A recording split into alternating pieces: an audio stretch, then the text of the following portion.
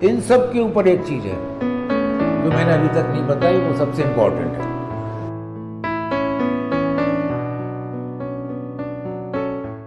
लेकिन सबसे important part है इसका ट्रीटमेंट का। ट्रीटमेंट इज़ वेरी इंपॉर्टेंट, और अनफॉर्चुनेटली ये पेशेंट जो है गूगल मास्टर्स होते हैं, है ना। इनके साथ इवन हम डॉक्टर्स को दिक्कत हो जाती है कि क्या समझाएं, वो उल्टा हमें ही समझाने शुरू कर देते हैं। उन्होंने गूगल पे इतनी सर्च कर रखी होती है कि वो इतने कंफ्यूज हैं और उन्हें लगता है वो डॉक्टर से ज़्यादा जान रहे हैं अपनी बीमारी के बारे में, अपने बारे में।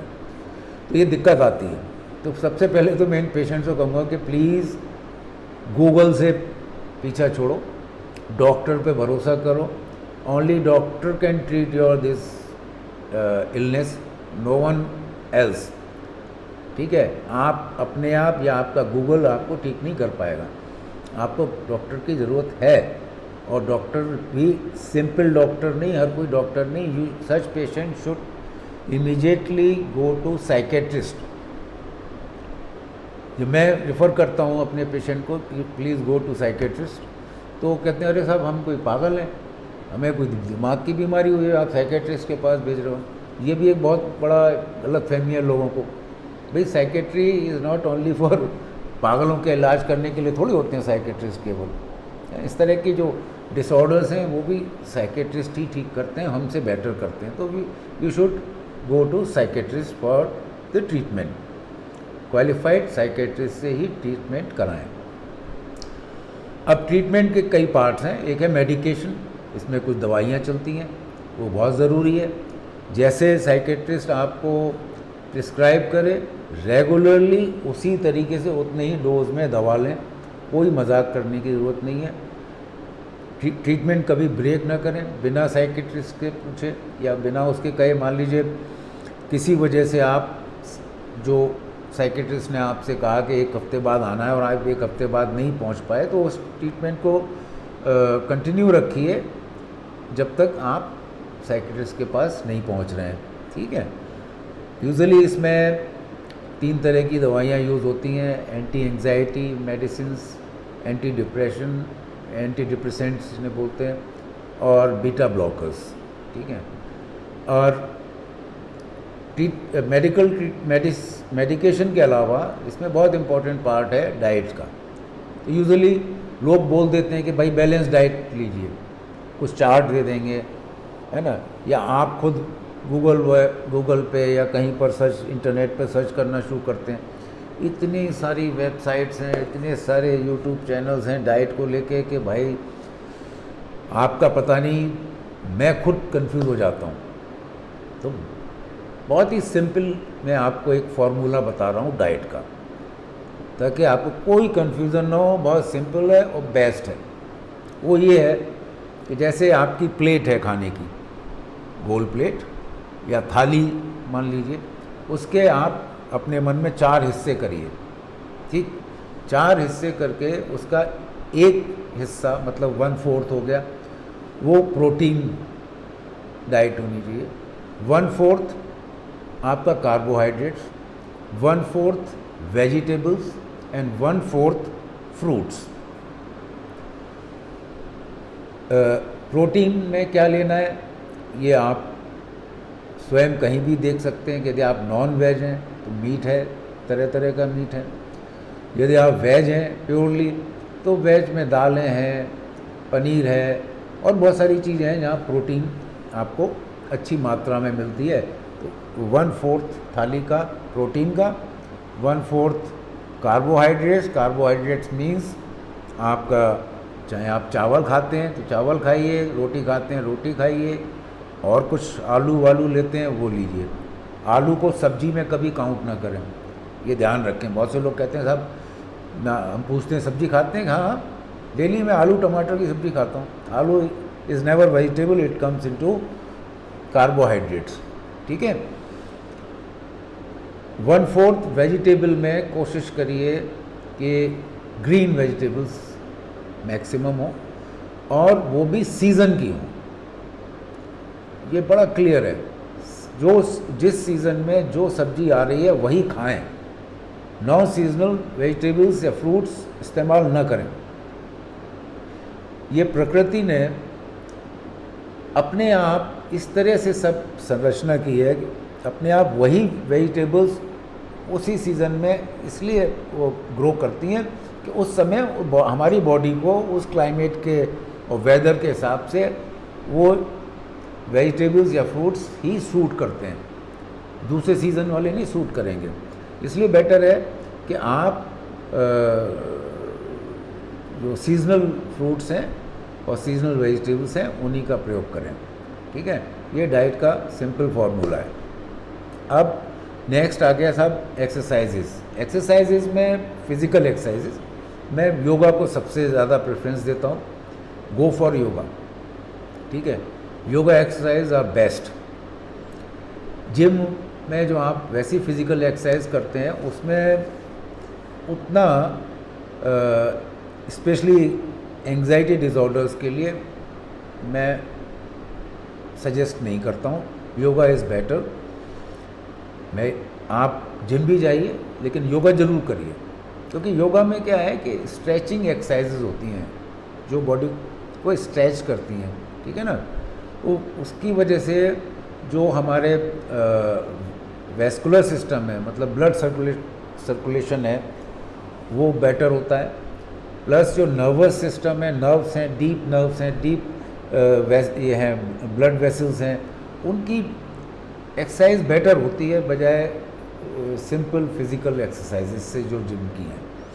वहाँ पर मसल्स की एक्सरसाइज बेटर होती है, मसल्स अच्छी बना सकते हैं, बाइसेप्स बना सकते हैं, पैक वैक होते हैं वो बना सकते हैं, लेकिन योगा ज़रूर करें। दूसरा meditation is also important for these patients. इस सब के लिए आप स्वयं तो खैर क्या कर पाएंगे, बेटर है कोई योगा टीचर मिले, और योगा टीचर नहीं है तो मैंने देखा है यूट्यूब पर भी बहुत सारी वीडियोस हैं, अच्छी वीडियोस हैं जो एक्सरसाइजेस बताती हैं योगा की, उनको आप देखकर धीरे धीरे सीखें, धीरे धीरे करें।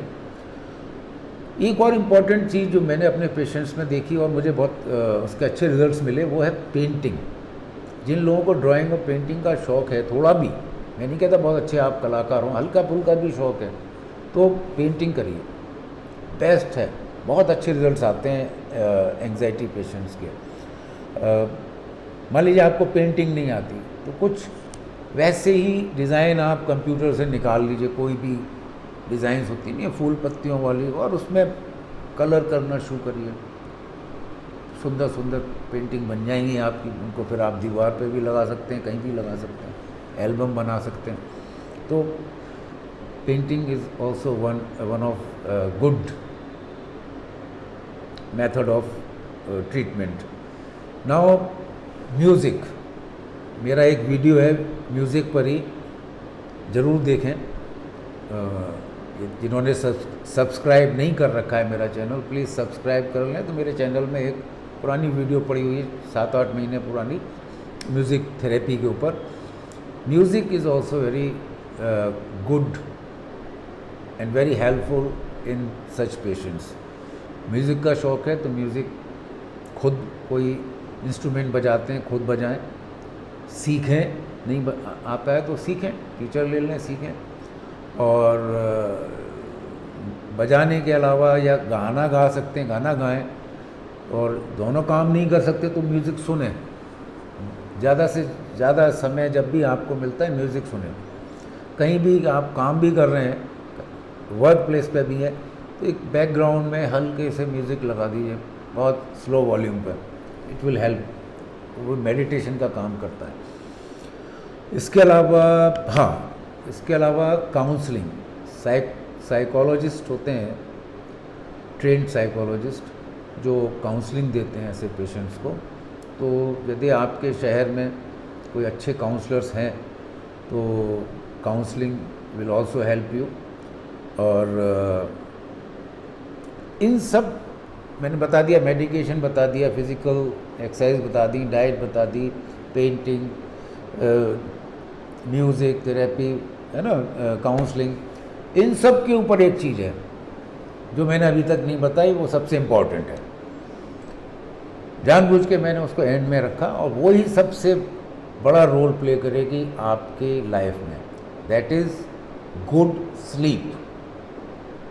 आप कहेंगे गुड स्लीप, देखिए यही लाइफस्टाइल का सबसे बड़ा दुख का विषय यही है कि आज के समय में खास से यंग जनरेशन की लाइफस्टाइल ऐसी हो गई है कि लेट फ्री होते हैं काम से, फिर घर लेट आ रहे हैं, लंबे लंबे रास्ते हैं ऑफिस तक, ऑफिस से घर पहुंचने के, फिर घर पहुंचकर टाइम इतना हो जाता है, उसके बाद जो भी रिलैक्सेशन के लिए उनके पास साधन है, तो नाइट क्लब्स, रेस्टोरेंट्स, पब्स, या लेट व्यूइंग ऑफ टीवी, या अपने आप लैपटॉप पे कुछ देख रहे हैं।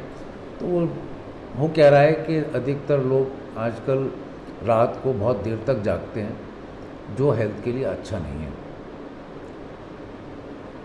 फिर से वही मैं कह रहा हूँ, नेचर ने दिन और रात इसीलिए बनाया है कि दिन में आप जगने के लिए बनाया हुआ है, दिन उजाला इसीलिए होता है, रात को स्पेशली नेचर अंधेरा कर देता है ताकि आपको नींद आ जाए, आप सो सकें। तो रात की नींद को कोई भी सब्स्टिट्यूट नहीं कर सकता। मान लीजिए आपको रात को 8 घंटे की नींद नहीं मिली, 4 घंटे सो पाए या 5 घंटे सो पाए, तो जो नींद बची हुई है आप सोचें कि दिन में सो के पूरी कर लूँगा, वो दिन की नींद कभी भी उस नींद को पूरा नहीं कर सकती जो रात की नींद है। इसलिए कोशिश करिए अपनी लाइफस्टाइल चेंज करने की, रात को हर हालत में 8 घंटे की स्लीप लीजिए। यदि आपको सुबह जल्दी उठना है ऑफिस जाने के लिए तो कोशिश करिए जल्दी सोने की, और यदि आप लेट सोते हैं तो फिर उतना ही लेट उठिए, नींद मत खराब करिए, उससे कंप्रोमाइज़ मत करिए, अन्यथा आपको केवल एंग्जाइटी डिप्रेशन नहीं बल्कि शरीर की दूसरी बीमारियां भी शुरू हो जाएंगी, चाहे वो डायबिटीज़ हो, चाहे सिंपली हाइपरटेंशन हो, या हार्ट की बीमारियां हो, या कोई भी, ये सारी बीमारियां रिलेटेड स्लीप से हैं। Most of the disease in medical science या हमारी लाइफ में जितनी भी बीमारियां हैं वो साइकोसोमेटिक होती हैं, खाली सोमेटिक डिजीज़ नहीं होती, सबका साइक से रिलेशन होता है, और साइक का सीधा रिलेशन है स्लीप से। तो your complete sleep and good sleep, sound sleep is must. तो sleep is the best medicine for anxiety disorder, depression, stress and other disease.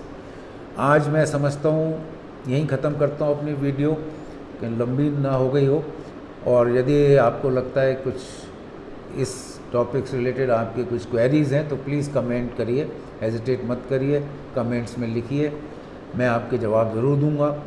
और कुछ कमी रह गई हो तो मैं अगली वीडियो में कवर कर लूँगा, लेकिन वो तभी जब आप मुझे सजेशंस देंगे। प्लस एक और रिक्वेस्ट है आप सबसे, प्लीज़ मेरा चैनल सब्सक्राइब करें ताकि मेरे को भी प्रोत्साहन मिलता है नई वीडियोज़ बनाने का। दूसरा, जब भी मेरी कोई नई वीडियो आएगी तो आप इजीली उसको देख भी सकेंगे।